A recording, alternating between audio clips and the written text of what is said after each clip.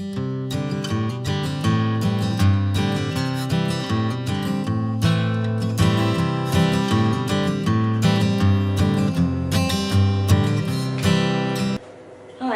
this is Kelly Borsheim. I'm going to try to make a video of this painting that I'm going to be starting. This is a piece of large maple wood. It's maybe about a 30-inch diameter board, and I'm going to make a painting of this little boy sitting on a river in Italy that from a snapshot that I took about 5 years ago. And this is my wintertime project, something I can do while I'm sitting. So I have this set up here. I've marked the top because there's a hanger that's embedded in the wood in the back, a little slot that you can slide a notch into. I've done a vertical line here, I've done a horizontal line, and then to help me relate things, I've just connected these into a diamond shape to start my drawing. And I put a couple blocks here on my easel. I don't know if they show up in the video, but just these little things to stop the wheel from rolling. And so what I'll start doing is I'm going to start sketching out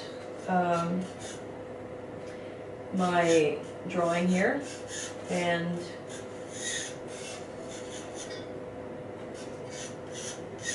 getting the flow lines going on through here and to kind of get things moving.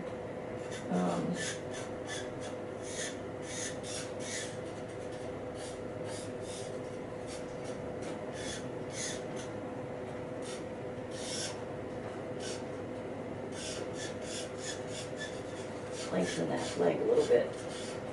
And so he's got a little curve of his back going here. I want to get that. So he's got some triangular rocks going on. Okay, so the head is kind of closer to the edge here as I go. I'm just trying to figure out. What I'm doing is I'm sketching in the form, relating it to, first of all, the horizontal line. You probably can't see it in the video, but I've reproduced this line here and also the diamond to help me relate. I can see, for example, that his head comes right inside this thing here. So I have a large head, but children have large heads compared to their bodies, and that's something that helps us see them as being a young figure. So the shoulders, I don't see the shoulder because it's behind the foliage, but I know that the arm is going to come back down inside. There's a diagonal line going right there. Okay, so his hand is going to cross, I don't know.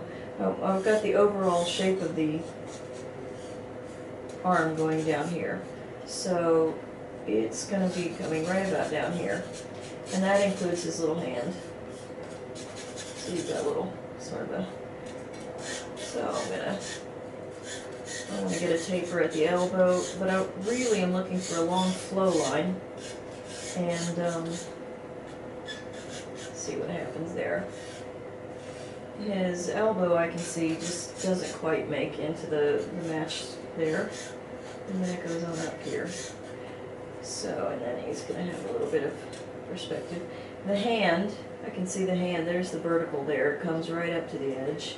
So his hand is starting here, but compare it to the shoulder, it's almost as high as the shoulder is. So now my question is, how high do I really need the shoulder? I've got one, maybe this is from here to there. Maybe this is about halfway. So that means his head here. So I have his head going a little bit too low. The shoulders, I have them drawn here to get this angle of this downward shoulder here, but I want it. You see the angle of his shoulders here as he's bending backwards. So I want to get the emotion of the pose right there, and get this downward angle thing going here. In reality, he's going to have the shoulders going to go up into the head like this. He's turning away here. So and I'll just kind of keep developing this until I'm happy with it and get that. So yeah, the hand, it's going away from me a bit. And he's got his hands clenched around the little lollipop, which I realize is kind of a funny thing, but I'm sticking with it because I think it's kind of interesting. And then this will come down here, and the elbow dips in below this center point line here, which is good because I don't really want the elbow right at dead center. I don't want to have what I would call a kiss. I don't want to have something right there at the energy. I like his body a little bit off center. And what attracted to me to this pose is that, well, first of all, the kid is nude, and I'm kind of interested in the idea of us getting back to nature kind of thing.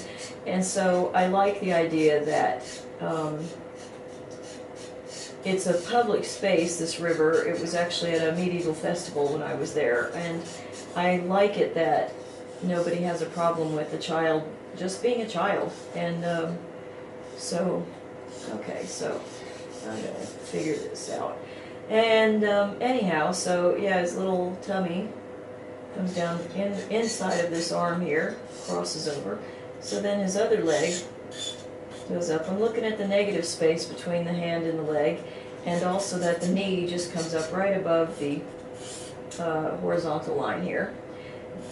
This thigh, I'm going to exaggerate the femur here, but it's going to tuck in to this little crease of the leg touching where the torso goes.